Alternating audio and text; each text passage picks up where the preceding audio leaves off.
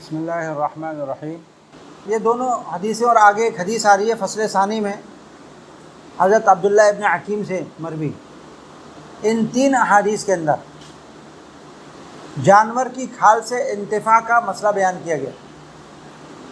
یہ دو حدیثیں جو آپ پڑھ رہے ہیں سامنے، جس کی ابھی تلاوت کی ہے، ان دونوں حدیثوں سے معلوم ہوتا ہے کہ رسول اللہ صلی اللہ علیہ وسلم نے فرمایا کہ کھال کو جب دباغت دے دی جائے تو وہ پاک ہو جاتی ہے۔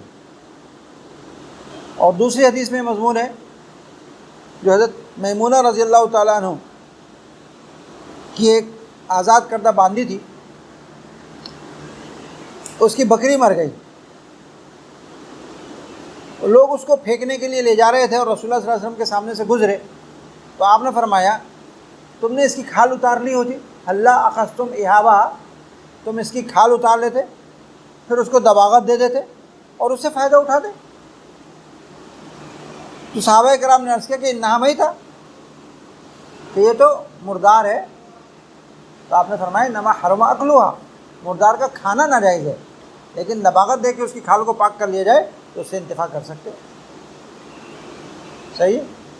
اور ایک تیسری حدیث آگے آ رہی ہے عبداللہ ابن حکیم کی، اس میں ہے وہ فرماتے ہیں کہ ہمارے پاس رسول اللہ صلی اللہ علیہ وسلم کا خط آیا تھا، اس میں یہ لکھا تھا کہ میتہ کی کھال اور پٹھوں سے فائدہ مت اٹھاؤ، مردار کی کھال اور پٹھوں سے انتفاع مت کرو۔ احادیث کے اس اختلاف کی وجہ سے حضرات ائمہ کے درمیان اختلاف ہوا کہ کھال کا کیا حکم ہے۔ صحیح ہے۔ وہ جانور جو معقول اللحم ہو اور اس کو شرعی طریقے سے ذبح کیا گیا ہو، مذبوحہ، بالاجماع بالاتفاق سب کے نزدیک اس کی کھال پاک ہے۔ سمجھ میں؟ پاک بھی ہے اور حلال بھی ہے، کھا بھی سکتے ہیں، بغیر دباغت کے کھا سکتے ہیں، کیونکہ ذبح کر دیا گیا، اس کو پاک ہو گئی۔ جیسے گوشت پاک ہو گیا، خون نکل گیا اس میں سے، پاک ہو گیا۔ اور وہ جانور جو معقول اللحم ہو اور میتہ ہو گیا ہو، ذبح نہیں کیا گیا، یا غیر معقول اللحم ہو، شیر ہے، چیتا ہے، اس طرح کے غیر معقول اللحم جانور ہیں، ان کی کھال کا کیا حکم ہے؟ اس میں اختلاف ہے۔ امام مالک رحمۃ اللہ علیہ کے نزدیک میتہ اور غیر معقول اللحم جانوروں کی کھال وہ ناپاک ہے، اس سے انتفاع جائز نہیں ہے۔ اور ان کی دلیل حضرت عبداللہ ابن حکیم والی روایت، جبکہ ائمہ ثلاثہ جمہور وہ کہتے ہیں یہ کھالیں دباغت دینے کے بعد پاک ہو جاتی ہیں، یہ کھالیں دباغت دینے کے بعد پاک، اس پر تو جمہور کا اتفاق ہے۔ لیکن پاک ہونے کے بعد کھا بھی سکتے ہیں یا نہیں، اس میں اختلاف ہے۔ امام اعظم فرماتے ہیں کھا نہیں سکتے، پاک ہے صرف کھا نہیں سکتے۔ سمجھے بات؟ امام اعظم کا استدلال اس حدیث سے انما حرم اکلھا، اس سے استدلال ہے میتہ کی کھال کو اگر دباغت دے دی جائے تو پاک تو ہو جائے گی، لیکن اس کا کھانا حرام ہے۔ اور امام شافعی رحمۃ اللہ علیہ فرماتے ہیں کھا سکتے ہیں، پاک ہو گئی تو کھا سکتے ہیں، کیونکہ حرمت عقل جو تھی وہ ناپاکی ہونے کی وجہ سے تھی، جب ناپاکی اس میں سے نکل گئی تو آپ پکا کے کھا جاؤ، کوئی مسئلہ نہیں۔ اختلاف سمجھ میں آ گیا؟ حضرات جمہور کا استدلال ان دو حدیثوں سے جو آپ نے ابھی پڑھی، اور امام مالک کی استدلال کا جواب دیتے ہیں کہ وہ سند کے اعتبار سے انتہائی کمزور ہے۔ سند کے اعتبار سے کیا ہے؟ اور اگر مان بھی لو کہ سند کے اعتبار سے قابل استدلال ہے تو فرماتے ہیں ایک ہوتی ہے احاب اور ایک ہوتی ہے جلد۔ عربی زبان میں دو لفظ استعمال ہوتے ہیں، ایک ہوتا ہے احاب اور ایک ہے جلد۔ احاب قبل دباغت کو کہتے ہیں، کھال کی دباغت نہ ہوئی ہو تو اس کو کیا کہتے ہیں؟ احاب، اور اس کی دباغت ہو جائے تو اس کو کیا کہتے ہیں؟ جلد۔ آپ جس حدیث سے استدلال کر رہے ہیں اس کے اندر لفظ جلد استعمال ہوا ہے یا احاب استعمال ہوا ہے؟ احاب کیا مطلب؟ قبل الدواغت. صحیح ہے نا؟ یہ تو ہم بھی کہتے ہیں کہ رسول اللہ صلی اللہ علیہ وسلم نے احاب کو اور عصب سے انتفاع کو منع فرمایا ہے. بات سمجھ میں آ گئی؟ مسئلہ واضح ہو گیا. یہ تو مسئلہ ہو گیا فقہی کہ کھال دباغت سے پاک ہوتی ہے نہیں ہوتی. اس کے ذیل میں ایک بڑا اہم مسئلہ موجودہ دور کا فقہی مسئلہ وہ بھی آتا ہے، اس کا تعلق اسی سے ہے. وہ کیا ہے؟ جیلیٹن. یہ جو آپ جیلی کھاتے ہیں نا، جیلی دیکھی ہے؟ یہ پانی ہوتا ہے اصل میں. کیا ہے؟ پانی. تھوڑی دیر رکھ کے اس میں پاؤڈر ملاتے ہیں آپ، پانی ابال کے اس میں تھوڑا سا پاؤڈر ملاتے ہیں تو کیا ہو جاتا ہے؟ جم جاتا ہے. صحیح ہے نا؟ آپ نے دیکھا ہوگا کیپسول کھاتے ہو؟ کیپسول کیا ہوتا ہے؟ اس میں کیپ ہوتا ہے نا، 2 کیپ ہوتے ہیں، اس کے اندر دوا بھری ہوئی ہوتی ہے. کس چیز کا بنا ہوا ہوتا ہے؟ یہ جیلیٹن ہوتی ہے. یہ جیلیٹن ہے. آپ نے دیکھا ہوگا گولیاں کھاتے ہو اب، دواؤں کی گولیاں. یہ گولیاں اصل میں پاؤڈر ہوتی ہے. کیسے گولی بن جاتی ہے؟ یہ جیلیٹن ڈالتے ہیں اس کے اندر. یہ خاص قسم کا کیمیکل ہے، یہ خاص قسم کی ایک چیز ہے جو اگر کسی چیز میں ڈالی جائے نا اس کو جما دیتی ہے اور بہت جلدی ہضم ہو جاتی ہے. انسان اس کو بہت جلدی آرام سے ہضم کر لیتا ہے. اور یہ بہت ساری چیزوں میں استعمال ہو رہی ہے. آج کل مکھنوں میں یہ استعمال ہو رہی ہے، جام میں یہ استعمال ہو رہی ہے. جام ہوتا ہے نا، اس میں یہ استعمال ہو رہی ہے. آپ نے دیکھا ہوگا بازار میں، آپ جا کر دیکھیں گے زیتون کے تیل کا مکھن. دیکھا ہے آپ نے بازار میں؟ نہیں. آپ نے وہ دیکھا ہے بلو بینڈ؟ بلو بینڈ کیا ہے؟ یہ سبزیوں کا تیل ہے، اس کا مکھن بنا دیا. اور تیل کیسے مکھن بن سکتا ہے بھائی؟ تیل تو بائیں ہوتا ہے، بہتا ہے. وہ جیلیٹن سے مکھن بنایا اس میں جیلیٹن ڈال دی تو مکھن کی طرح جم گیا. زیتون کے تیل میں جیلیٹن ملا دی وہ مکھن کی طرح جم گیا. آج بہت ساری چیزوں میں یہ جیلیٹن استعمال ہو رہی ہے. صبح سے شام تک پتہ نہیں کتنی جیلیٹن کھا جاتے ہو، تمہیں پتہ ہی نہیں جیلیٹن کیا ہے. یہ جیلیٹن کس سے بنتی ہے پتہ ہے آپ کو؟ یہ جانور کی کھال، اس کی ہڈی اور اس کے پٹھوں سے بنتی ہے. جانور کی کھال سے، اس کی ہڈی سے اور اس کے پٹھوں سے بنتی ہے یہ جیلیٹن. اور دنیا کے اندر اتنی بڑی مقدار میں یہ استعمال ہوتی ہے. میں نے آپ کو بتایا نا، ہر چیز میں استعمال ہو رہی ہے. کھانوں میں استعمال ہو رہی ہے، کھانے پینے کی چیزوں میں استعمال ہوتی ہے. اتنی بڑی مقدار میں استعمال ہو رہی ہے کہ یہ جو بڑے بڑے ملک ڈیری کی مصنوعات ایکسپورٹ کرتے ہیں نا، ہالینڈ ہے، برازیل ہے، آسٹریلیا ہے، یہ ڈیری کی مصنوعات کے دنیا کے بہت بڑے ایکسپورٹر ہیں. دنیا کی اکثر گوشت اور دودھ کی ضروریات ان ممالک سے پوری ہوتی ہے. ہمارا پاکستان بھی اپنی ڈیری کی ضروریات اپنی پروڈکٹ سے پوری نہیں کر سکتا، اس کو باہر سے امپورٹ کرنا پڑتا ہے. جمع ہوا دودھ بھی منگانا پڑتا ہے، جیلیٹن بھی منگانی پڑتی ہے، دنیا کے سارے ملکوں کو ان ملکوں سے منگانی پڑتی ہے. یہ لوگ جیلیٹن بناتے ہیں. جب یہ جانور کو ذبح کرتے ہیں نا تو اس کے جتنا بھی کچرا ہوتا ہے، کھال کی شکل میں، ہڈیوں کی شکل میں، پٹھوں کی شکل میں، اس کو پھینکتے نہیں ہیں، اس سے جیلیٹن بنا دیتے ہیں. اور جیلیٹن بنا کے ایک نئی مصنوعات کی شکل میں اس کو دنیا میں ایکسپورٹ کرتے ہیں. پاکستان میں بھی آتی ہے، سب جگہ آتی ہے، سب لوگ استعمال کرتے ہیں. اب سوال یہ پیدا ہوتا ہے کہ ان ملکوں میں تو جو جانور ہوتے ہیں وہ اول تو شرعی طریقے سے ذبح نہیں کیے جاتے، تو میتہ ہوتے ہیں، صحیح ہے نا؟ اور اگر کیے بھی جاتے ہیں تو ان کی مقدار بہت کم ہوتی ہے. زیادہ مقدار ان کی وہ ہوتی ہے جو کہ غیر مذبوحہ ہوتے ہیں، میتہ ہوتے ہیں. اس میں خنزیر بھی ہوتے ہیں، اس میں کتے بلیاں بھی ہوتی ہیں، وہ سب چیزوں کے بنا دیتے ہیں جیلیٹن. اور خنزیر جو نجس العین ہے، خنزیر جو نجس العین ہے، اس کے بارے میں سب کا اتفاق ہے اور اجماع ہے کہ نجس العین کے ہونے کی وجہ سے، چونکہ اس کی کھال اور ہڈی ہمیشہ ناپاک رہتی ہے، دباغت کے باوجود ناپاک رہتی ہے، اس کے استعمال اس کے حرام ہونے میں تو کوئی کسی کا اختلاف ہے ہی نہیں. ہے نا؟ رہا بیچ میں وہ جانور جو غیر معقول اللحم ہے یا معقول اللحم ہے اور میتہ ہے. معقول اللحم تو ہے لیکن کیا ہے؟ میتہ، یعنی جھٹکے سے مار دیا گیا. ان کی ہڈی اور کھال کے بارے میں کیا حکم ہے؟ تو ان کی ہڈی اور کھال کے بارے میں جمہور تو یہ فرماتے ہیں کہ دباغت کے بعد وہ پاک ہو جاتی ہے. دباغت کے بعد کیا ہو جاتی ہے؟ وہ پاک ہو جاتی ہے. جیسے میں نے آپ کو بتایا امام مالک کے نزدیک دباغت سے بھی پاک نہیں ہوتی.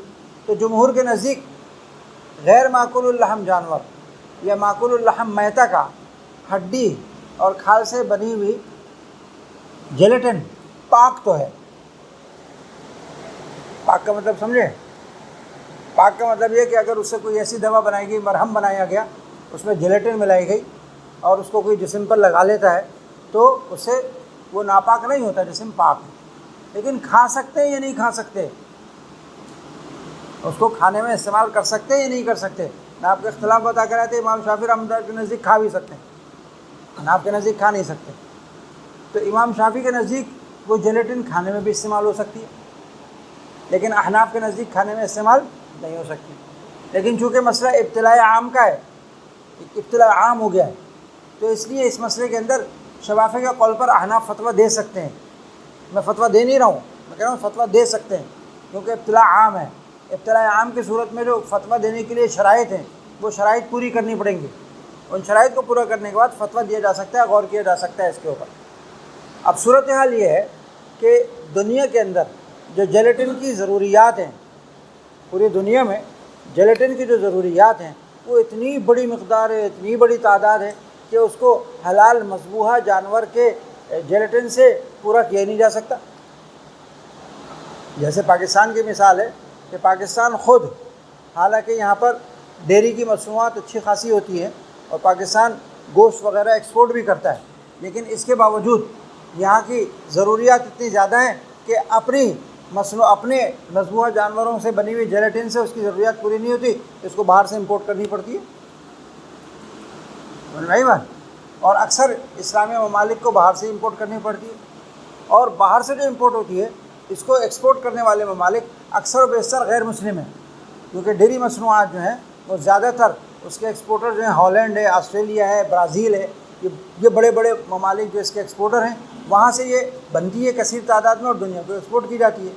اچھا وہ لوگ کس چیز کی جیلیٹن بنا رہے ہیں ہمیں پتہ ہی نہیں ہے.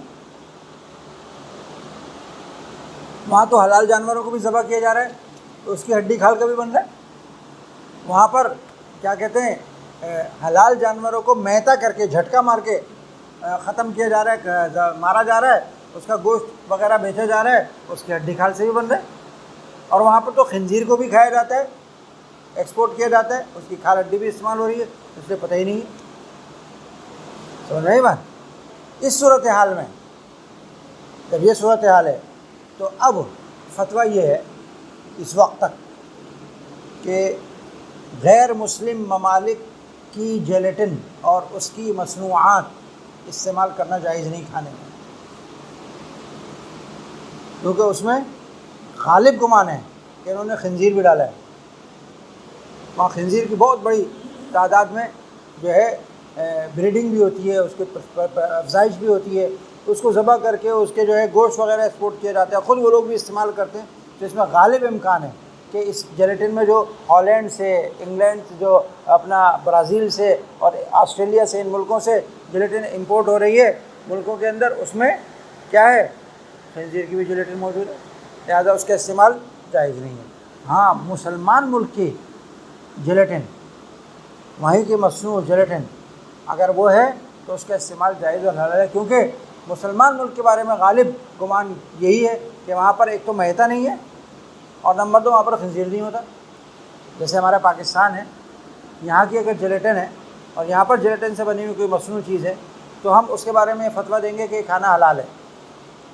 سمجھ رہے ہیں بات؟ مثال کے طور پر پاکستان ایک کیا کہتے ہیں مکھن بنا رہا ہے، پاکستان کی مصنوع ایک مکھن ہے، مارجرین جس کو آپ لوگ کہتے ہیں، بلو بینڈ، یہ پاکستان میں بنتا ہے، اس میں جیلیٹن ڈلتی ہے.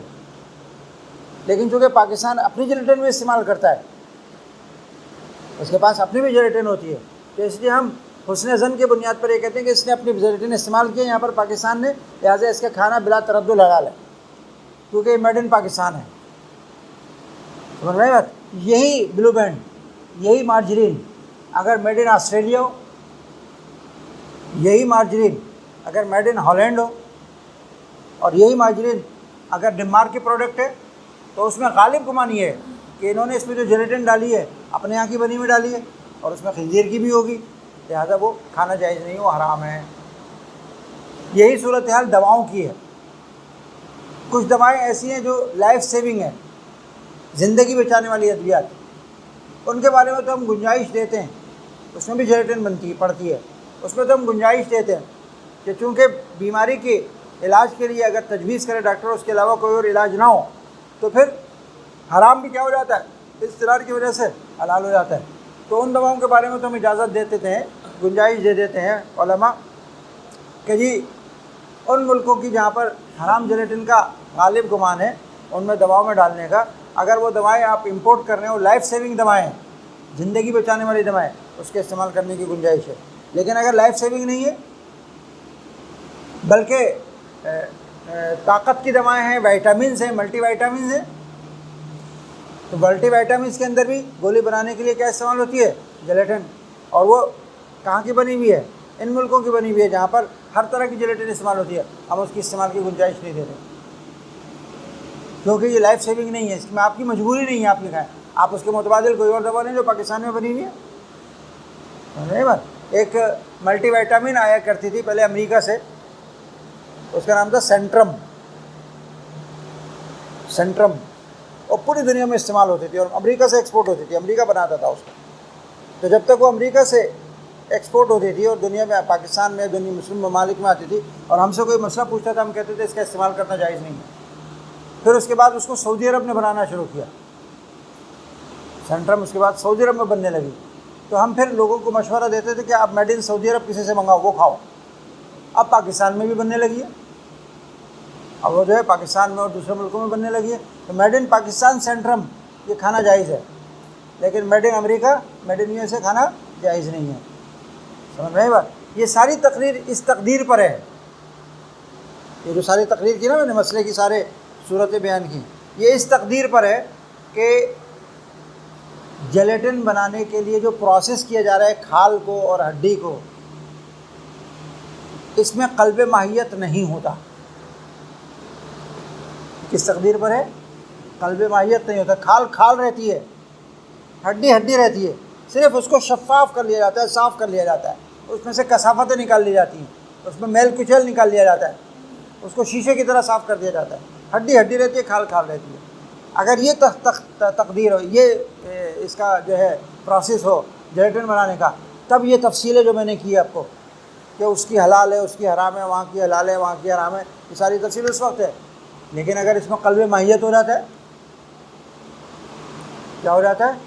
کھال نہیں رہتی، ہڈی نہیں رہتی، وہ کوئی نئی چیز بن جاتی ہے،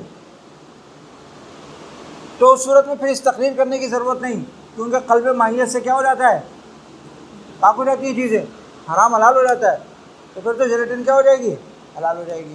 اب تک علماء یہ طے نہیں کر سکے کہ جیلیٹن بناتے ہوئے جو پروسیس ہے، اس کا عمل ہے، یہ قلب ماہیت کرتا ہے یا نہیں کرتا۔ اب تک علماء کا رجحان اسی طرف ہے کہ اس سے قلب ماہیت نہیں ہوتی، صرف اس سے اس کی پروسیس کر کے اس کی کثافتیں نکال لی جاتی ہیں، اس کو شیشے کی طرح صاف کر دیا جاتا ہے، ماہیت وہی رہتی ہے، اس کی ماہیت تبدیل نہیں ہوتی۔ جیسے صابن میں چربی کی ماہیت تبدیل ہو جاتی ہے نا، صابن میں چربی پڑتی ہے، لیکن صابن بننے کے بعد چربی کہیں نظر آتی ہے؟ اس کی جنس ہی تبدیل ہو جاتی ہے، اس کی ماہیت ہی تبدیل ہو جاتی ہے۔ وہاں مردار کی چربی بھی استعمال کرو، پاک ہو جائے گی، کیونکہ قلب ماہیت ہو گیا۔ لیکن یہاں پر اب تک یہ طے نہیں ہو سکا کہ اس میں قلب ماہیت ہوا ہے یا نہیں ہوا۔ جن علماء نے جا کر جیلیٹن بننے کا عمل دیکھا ہے فیکٹریوں میں جا کے جہاں جیلیٹن بنتی ہے، وہ کہتے ہیں کہ ہمیں اطمینان نہیں ہے، اس لیے کہ اس میں تو صرف صفائی ہو رہی ہے، وہ پانی میں ڈالتے ہیں، پکاتے ہیں، پھر پانی نکال دیتے ہیں، پھر پانی میں ڈالتے ہیں، پکاتے ہیں، نکال دیتے ہیں، پھر کیمیکل ڈالتے ہیں اس سے اور اس کے کثافتیں نکل جاتی ہیں، حتیٰ کہ وہ شیشے کی طرح ہو جاتا ہے بالکل۔ تو اس میں قلب ماہیت تو ہوئی نہیں، صابن کی طرح، سرکے کی طرح قلب ماہیت تو ہوئی نہیں ہے، لہٰذا ان کو اب تک اطمینان نہیں ہے اس پر کہ قلب ماہیت ہوئی ہے یا نہیں ہے۔ آئندہ اگر کبھی سائنس نے یہ ثابت کر دیا کہ اس میں قلب ماہیت ہو گئی ہے، فتویٰ بدل جائے گا۔ بات سمجھ میں آ رہی ہے؟ اگر آئندہ سائنس نے ثابت کر دیا کہ اس میں کیا ہو گیا ہے، ماہیت ہی بدل گئی ہے، تو پھر ہمارا فتویٰ بھی کیا ہو جائے گا؟ تبدیل ہو جائے گا۔ ہم پھر علی الاطلاق اس کے جواز کی آپ کو فتویٰ دیں گے۔